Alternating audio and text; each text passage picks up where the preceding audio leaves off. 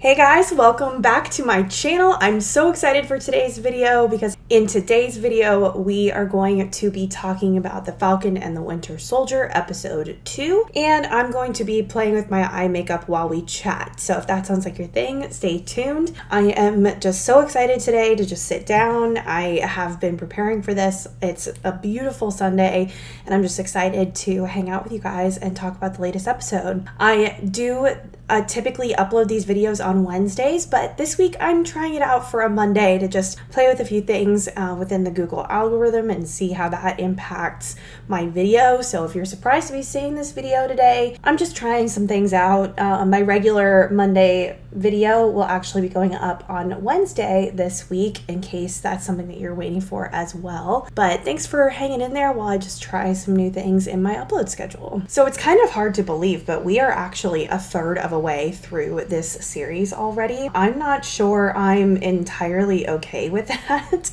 There's apparently only 6 episodes in this series, so I'm glad that they've picked up the pace in this episode, and we're still laying the groundwork. We're learning a lot about new characters and old existing characters, but generally overall, we're a third of the way through this show already, which I'm already sad about because I'm really starting to enjoy it. The episode opened with John Walker, who is our new Captain America, and he has to be the most punchable dude ever. There's nothing about this guy that is appealing to me. He doesn't seem to have heart. He doesn't have anything about him that makes me root for him at all, which as a viewer, I don't think I'm supposed to. But I wish there was just something about him that made me go, oh, well, I get it, beyond him having a ridiculous amount of medals of honor, which Jeremy thought was the most hilarious thing ever, that they had him awarded 3 medals of honor, which is absolutely ridiculous and insane. But this guy just seems to have a lot of insecurities. He clearly knows that this is a big job that he's taking on from Steve Rogers. He and his buddy have this conversation that just, I don't know, there was something about it that rubs me the wrong way because it just feels I don't know, I got the sense that he's just more in it for the glory rather than in doing a good job, which is never what Captain America has been about. And this guy, just this interview that he does with Good Morning America, which, synergy, by the way, that interview made me so insane. Just this guy sitting there saying that he felt like brothers with Steve, even though they never met. And of course, poor Bucky is just sitting there in his apartment, which has no furniture. So it's typical single dude apartment. Bucky just sitting there watching this was absolutely heartbreaking, and I would be so pissed if I were him. I'd be so pissed at Sam. I'd be pissed that this was happening. I'd be pissed that this is what they're doing to his friend's legacy. There's nothing about it that I honestly. It fired me up. I had so much anxiety and so much stress watching that scene. I was just oh, this guy is so punchable. Oh, just the nerve of going back to his high school and signing things and waving and using the whole I'm a star-spangled man with a plan thing. It's, God, there's just, oh, it makes me so mad. And the fact that he thinks that he can just step into Steve's shoes and starts trying to lead Bucky and Sam as though he is now their captain and that he's part of the team and one of the Avengers was just kind of laughable, honestly. He doesn't seem to think that he needs to earn their respect at all. For the amount that Bucky and Sam have contributed to the world, for the amount that they've done for people in defeating Thanos, and oh my gosh, people are speed racing down my street. For the amount that they've done in truly saving half of the planet, you'd think that life would be a little bit easier for them. You'd think that people would respect that more. But instead, John Walker seems to have this ego that he can just step in and lead the two of them.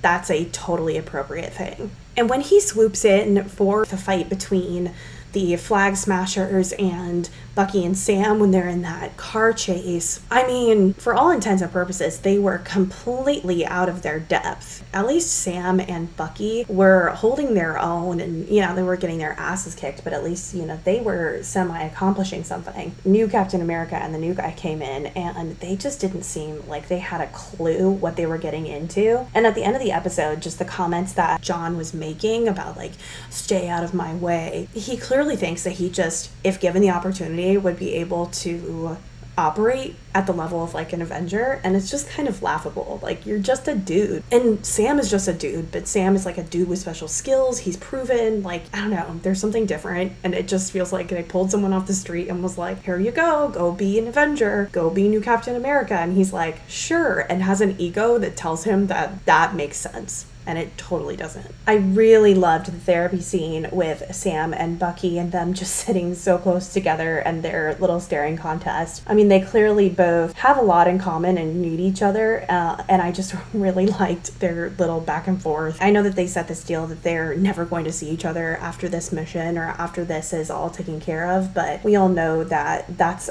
probably not going to be the case. I'm really liking the back and forth, we hate each other but we love each other banter. It's just making me really happy. It's just adding like the right comedic elements to these very serious fights, and it's giving a lot of relief because the show is diving into a lot of really dark, deep issues. And in my first video I talked about how effectively this group of people are fighting for the same thing that Thanos was fighting for, and that there was actually, hilariously, there were some benefits to the blip, and that there's this group of people that want that back, that want things to be the way that they were. That's just such an insane concept, but it's just kind of interesting that I think as a viewer you automatically assume that everybody's going to be anti-Thanos because he's this big bad villain, but in reality there were definitely people that agreed with that and thought that they were better off after that. There are things about the Flag Smashers that I guess you can relate to or kind of root for in some capacities, but the way that they're going about it is obviously not the right way, and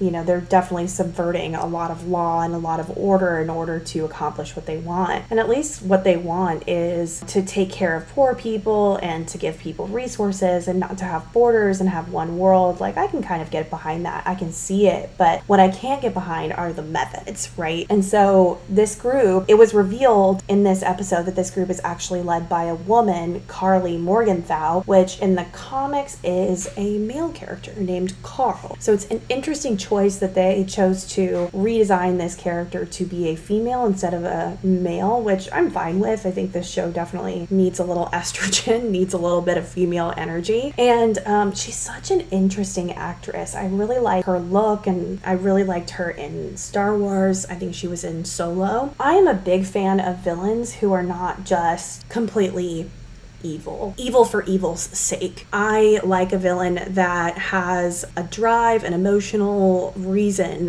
why they're doing what they're doing. I like a villain that has convictions, and I also really like villains that you can almost root for them in some way. Like, I feel like Doc Ock and Spider-Man was like this for me when I think I was 13 or 14 when that came out, and I remember watching that and watching how they represented Doc Ock's character in Spider-Man 2, and I almost was like rooting for Doc Ock. I felt so bad for him. The arms were completely controlling him and making him insane, and I was just so sad because it wasn't his fault, but at the same time, you know, the way you go about things is not super great. But I really like a story that has a villain that, you know, you kind of, you can be torn, you can kind of root for them and understand where they're coming from and understand their motivation and perspective, and even though you don't want them to win, I mean, it just adds to like the emotions of the story, and I feel like we really have that with Karli Morgenthau and the Flag Smashers. What I do want to know is if they were actually stealing vaccines, you know, we were told that they were vaccines, or if they were more super soldier serum, because we have also introduced this other like shadow villain that we don't really have a name for them yet, but effectively she's stealing these vaccines or super soldier serum or whatever she's stealing it from an organization that is selling it, I think, on the black market was the impression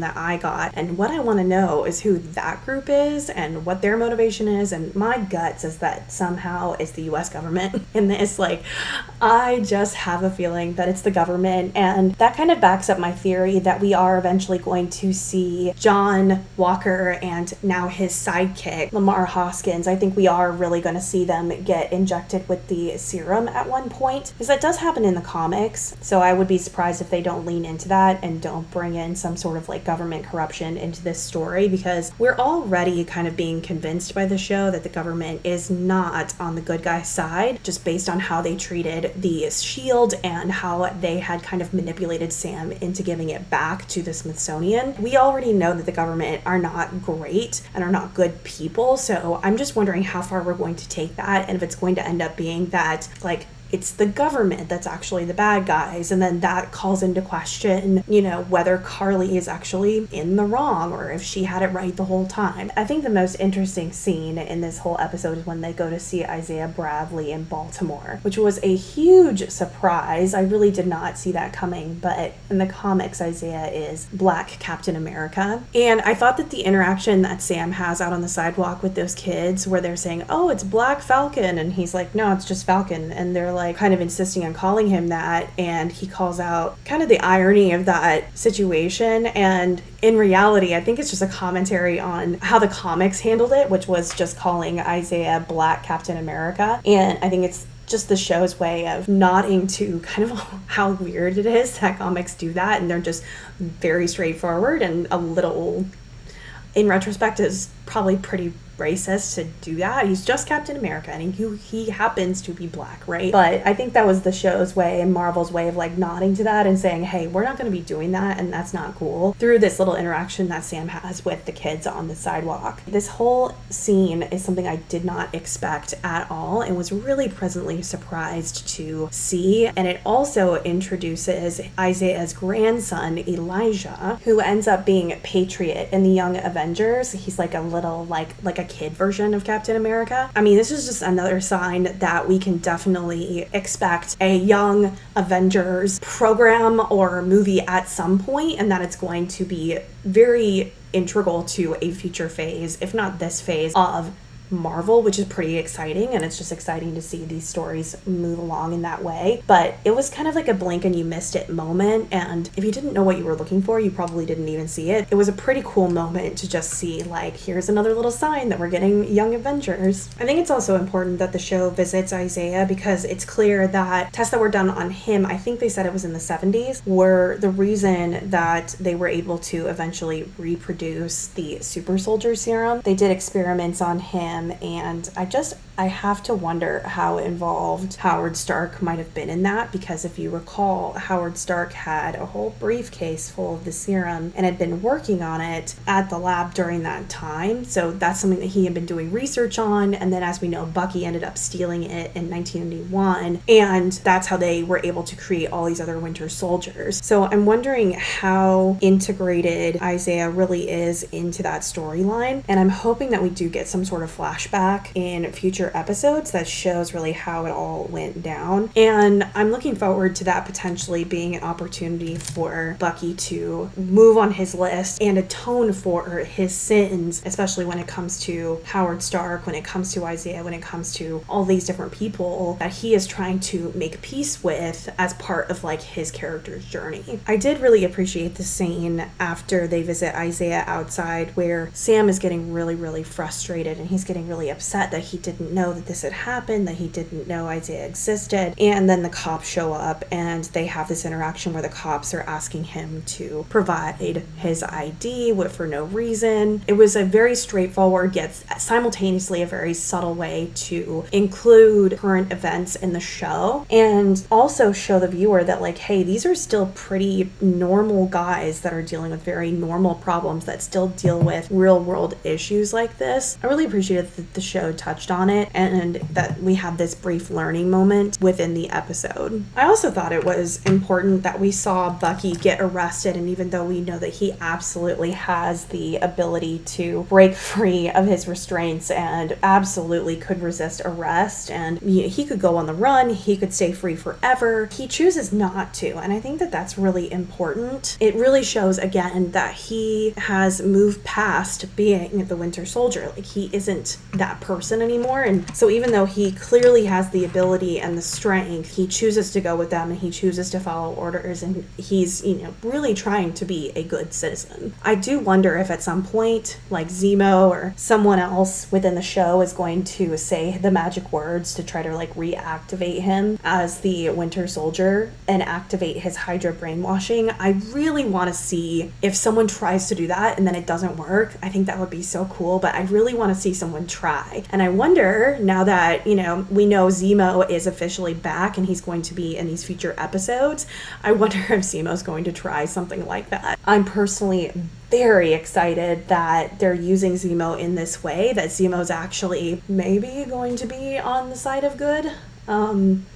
I'm really excited that they went and they're now going to work with him to see what he knows so that they can go and find the Flag Smashers. I just thought that that was a really interesting, cool way to loop him into the story, which defeats my theory about Zemo actually being the big bad behind the Flag Smashers. It seems like he's probably not involved at all. And I also thought that maybe when Carly's getting these text messages from an unknown number, I was like, maybe that's Zemo. It's not. I was wrong.